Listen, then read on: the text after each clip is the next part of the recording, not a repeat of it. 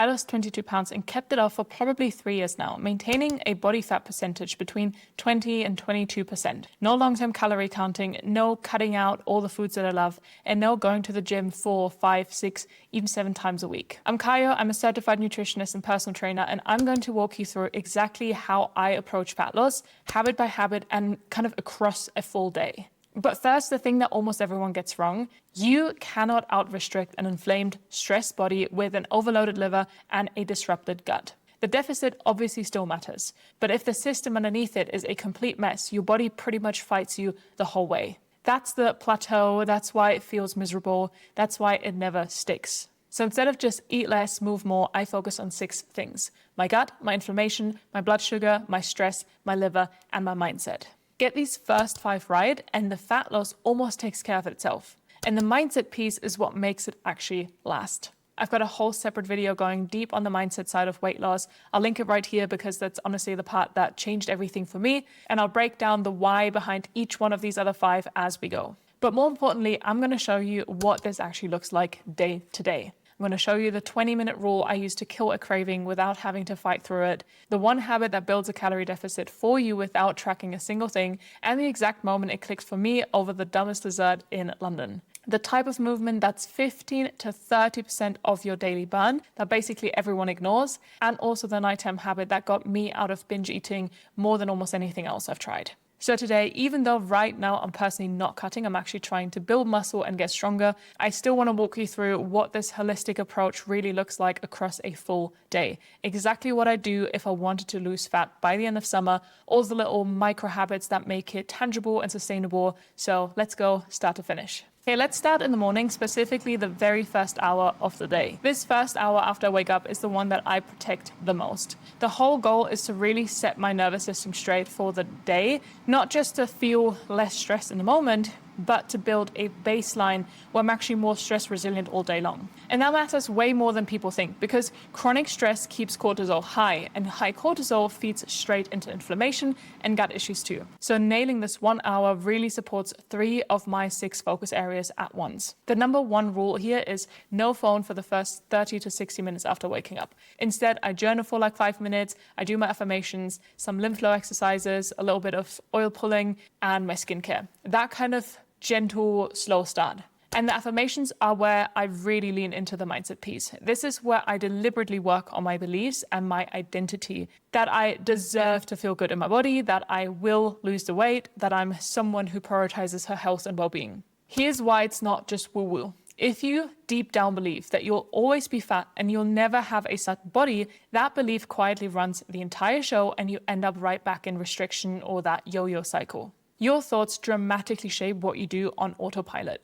So unless we really shift that identity around already being that person who takes care of themselves, everything else is just going to be an uphill battle. This mindset piece is really what did the trick for me. But like I said, I've got a full video on that if you want to dive deeper. Then let's talk about breakfast and how I build every single plate. So usually within that first hour, before I head outside, I have breakfast. Eating early like this is mostly a blood sugar thing for me. And here's why blood sugar is on the list at all. Every big blood sugar spike comes with a big insulin spike. And insulin is basically the store fat, stop burning fat signal for your body. So getting a balanced meal in early sets a really steady baseline instead of the spike crash crave roller coaster all day long, which means you will have fewer crashes, fewer cravings, and a lot more time spent in that fat burning mode. And the way I build this plate is almost exactly the same way I build more or less every single meal. So let me lay it out just once. You've got protein, healthy fats, and a lot of fiber with carbs dialed down just a little bit, not gone, just a smaller share.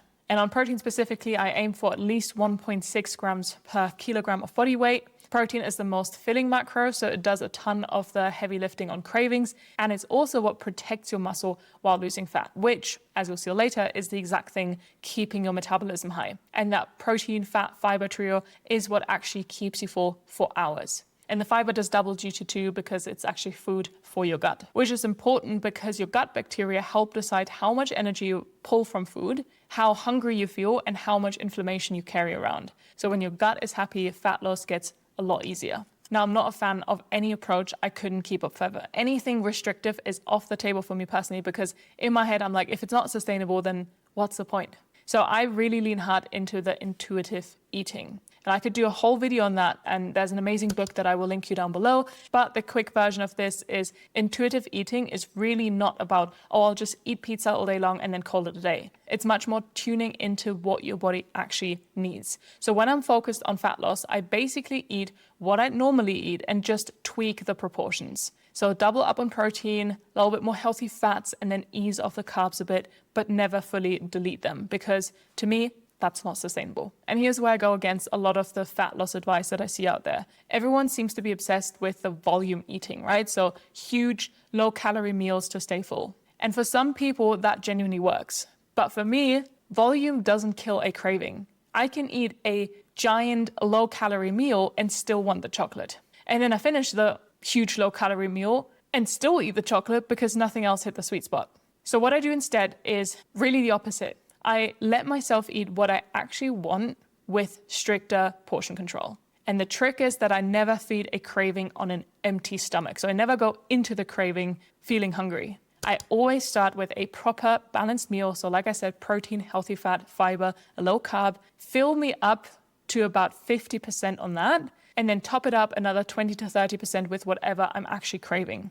Whether that's pancakes, ice cream, literally whatever. The reason this works so well for me comes back to food noise. Because let's be honest, the first 3 bites of anything are usually always the best. So I take those 3 bites, genuinely, absolutely enjoy and savor them, and tell myself, I'm allowed this, I'm not depriving myself. And once your brain registers, okay, I'm allowed, it stops obsessing, trust me. You will feel satisfied and just be able to move on, instead of fighting those cravings, depriving yourself, and then binging later. So that 50% nourishing meal plus 20 to 30% off the craving brings me to about 80% full, which is another rule that I live by when losing fat. But that one ties straight into the whole calorie conversation, so I'll come back to that later. And then there's also the 20-minute rule. So if I've had my portion and I still want more, still want to go for seconds, then I set my timer for 20 minutes. If I still want it after that, I allow myself to have more. Again, no deprivation. But 9 times out of 10, after the 20-minute timer goes off, I've completely forgotten about it. And that's how you kill the food noise. You don't deprive yourself, you allow yourself everything, but in moderation. Same rules apply to lunch and dinner, so I won't repeat it all, just know that the whole day kind of runs off of this. Then we have morning light and dog walk. So after breakfast, I head outside. That's really a non-negotiable for me. Early sunlight plus a walk with my dog. Morning light sets your circadian rhythm, which helps regulate your cortisol curve. So it loops right back into the stress and inflammation. And the walk itself really gets me moving and lower stress on top of that. So walking has so many benefits, it's almost silly not to do it. And getting that early sunlight exposure also helps with setting that melatonin timer for the night, which really helps with sleep. But again, we'll get to that later. And notice I still haven't touched my phone all morning. I'll only get on it during my walk to reply to a few voice notes or once I sit down to work. And keeping it out of that first stretch in the morning does so much for my stress levels, and you should really try if you haven't already. Okay, this one is the most underrated thing in the entire video, which is movement that isn't working out. Let me break down where your energy actually goes. So your total daily burn has 4 parts. Your basal metabolic rate is what you burn just staying alive at rest. So for a lot of women my size, that's around 1,500 calories a day, doing literally nothing but breathing. Then we have the thermic effect of food, which is the energy that it takes to digest what you eat. Then we obviously have exercise, so deliberate workouts. But then we also have NEAT, non-exercise activity thermogenesis. So this is everything else from walking, cleaning, typing, fidgeting, hanging up laundry, all the tiny movements throughout your day. And here's where it gets really neat. NEAT is 15 to 30% of your total burn. That's a massive chunk. And it's the exact thing that people skip when they think eat less and move more because they only picture the gym. So for me, raising NEAT paired with that 80% full habit is way more effective and sustainable than tracking every calorie or starving myself or hitting the gym 7 days a week. So in practice, number one priority, no matter what, is 10,000 steps a day. And I'm sorry, but if you tell me that you don't have the time, if you have a desk job, get a walking pad under your desk. If you watch Netflix, get on the walking pad. If you got kids, run around with them. If you don't have a desk job, you're on your feet anyways, probably. Walking pads aren't even expensive, so I highly recommend. So I get my long morning dog walk and then top it up on my pad. The other half is micro movement breaks. This even doubles as nervous system regulation, so that's great, but I've got pretty high functioning anxiety. So when I lock into work, I can go hours without moving. So I really have to force myself to take breaks and actually move. My husband, for example, is a lot more ADD, so he just moves around constantly anyways and can't sit still, so it gets a lot easier for those types of people. But for me, who really just laser focuses and locks in, I have to force myself to take those breaks and actually get my body moving. So between meetings, so just 5 minutes of dancing, shaking my body out, great for nervous system and lymph flow too, which helps with inflammation, or going outside, playing with your dog. Whatever it is, just every single break that you have, get up, stand up, shake it out. Even if it's just a couple minutes in between meetings, it all adds up. And then of course all the boring stuff too, like parking further away, the longer walk to the shop, stairs instead of the elevator, things like that. But it's a big total. Then let's talk about strength training. I'm of course not skipping actual workouts. So micro movements and step matter just as much, but training still matters, especially strength. Here's why strength is so important when it comes to fat loss. It builds muscle, and muscle is metabolically active. So the more you have, the more you burn even at rest. So while cardio burns more in the moment while you're doing it, strength training has a bigger afterburn effect. So your body keeps using energy to recover long after you're done working out. So you're still burning more calories even after your workout is already done. Plus, muscle is what gives you that toned look everyone's actually after. So I would really never skip it. You can train anywhere from 2 to 5 times a week. Just make sure that you're training a few days a week on top of your steps and micro movement. Then just a quick one that everyone underestimates, which is water. And not just the generic, oh, you should drink more water. Here's the actual reason. Breaking down stored fat is a process called lipolysis, and it literally uses water. It's a water-based reaction. So your liver is your main fat metabolizing organ, and it needs you hydrated to do that job.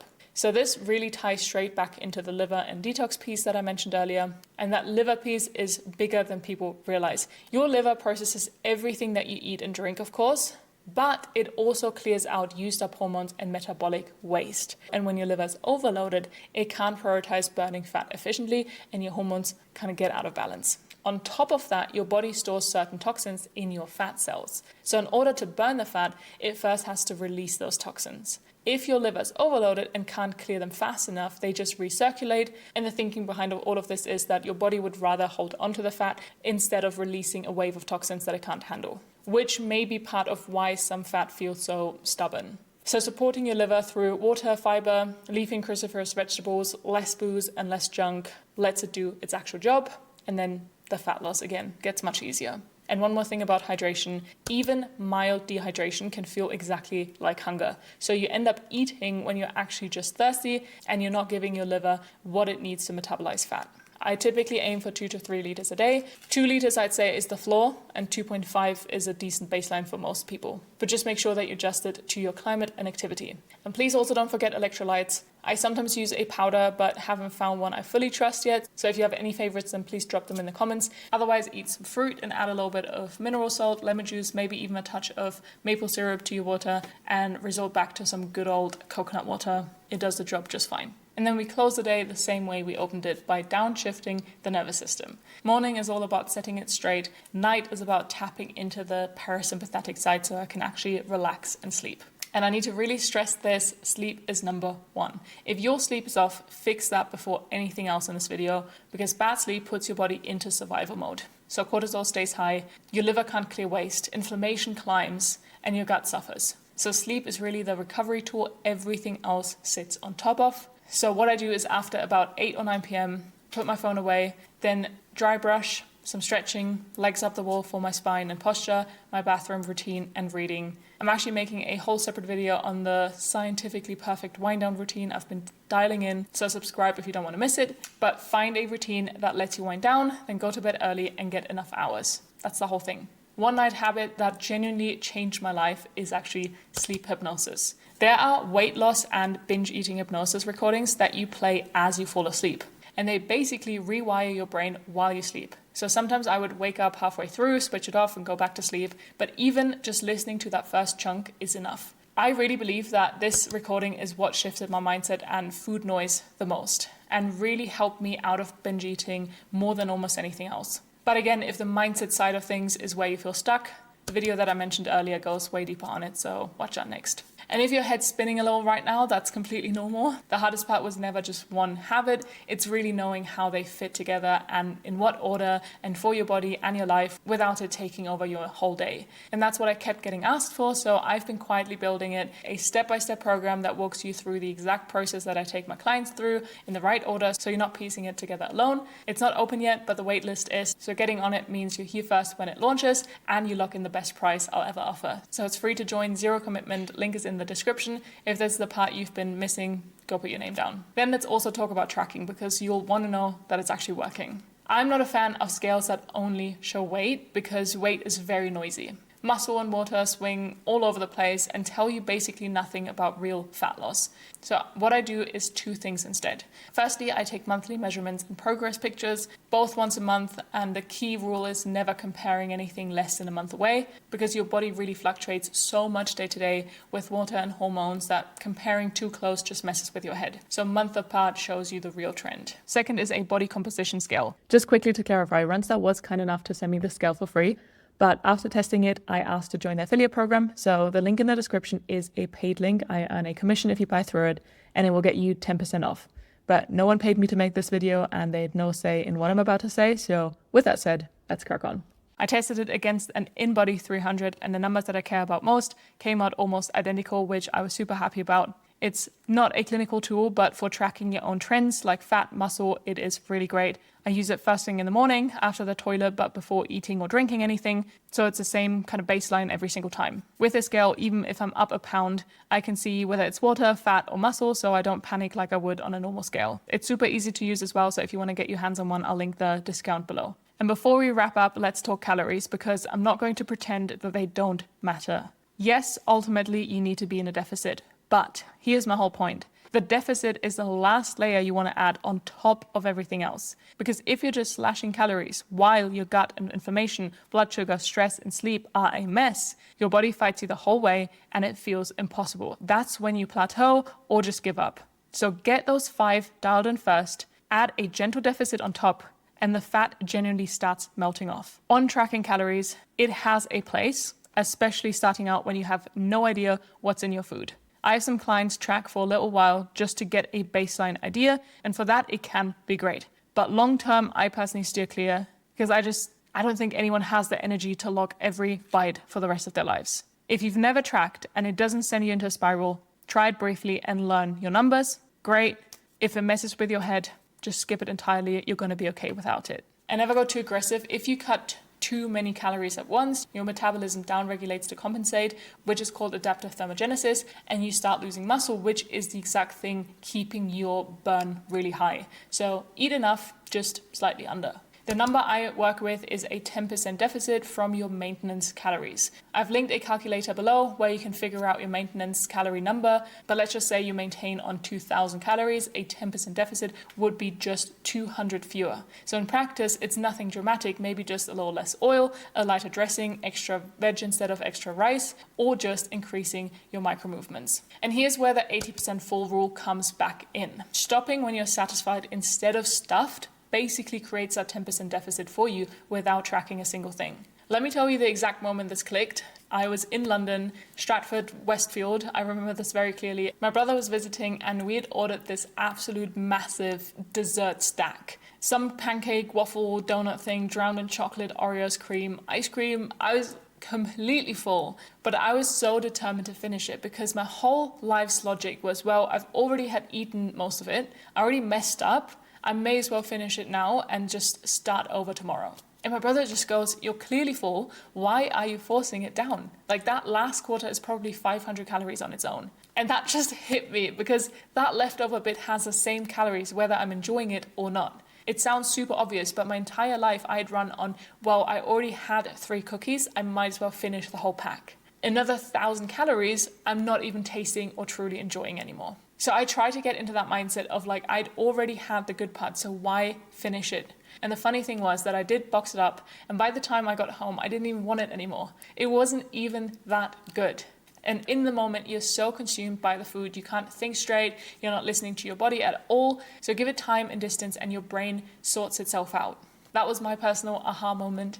Stopping at 80% full is a game changer, and it builds that deficit without even trying. And of course, it will take some practice to fully tap into your hunger cues, especially if you've ignored them for a while. But the more you try, the easier it gets. And lastly, it all comes back to the food itself. Keep your meals mostly nutrient-dense, gut-friendly, and anti-inflammatory, so that all those background processes can run and that your body can actually get on with losing fat instead of fighting itself. And here's the inflammation piece a lot of people miss. Chronic inflammation makes you hold on to water and throws off the hormones, like insulin and leptin, that tell your body when to burn fat versus to store it. So a lot of what reads as fat is really just puffiness, and when you calm the inflammation, a good chunk of that comes off naturally. Also lean into the liver-loving stuff too, so plenty of fiber, your cruciferous vegetables, staying really hydrated to support that whole detox side as well. And if you want more on how I eat gut-friendly and lower inflammation, recipes, all of that, I've got a ton of videos on this channel, so go check these out. But that's pretty much the whole day, exactly what I do start to finish every single day if I wanted to lose fat by the end of summer. And if you take just one single thing from this whole video, let it be this: stop chasing the weight and start focusing on your overall health. Get your gut, your inflammation, your blood sugar, your stress, your sleep, and your mindset into a good place, and the fat loss becomes a byproduct, something that happens naturally for you in the background instead of this thing that you're fixating on and fighting every single day. That's how it stops being a diet that you're constantly fighting and just becomes your life.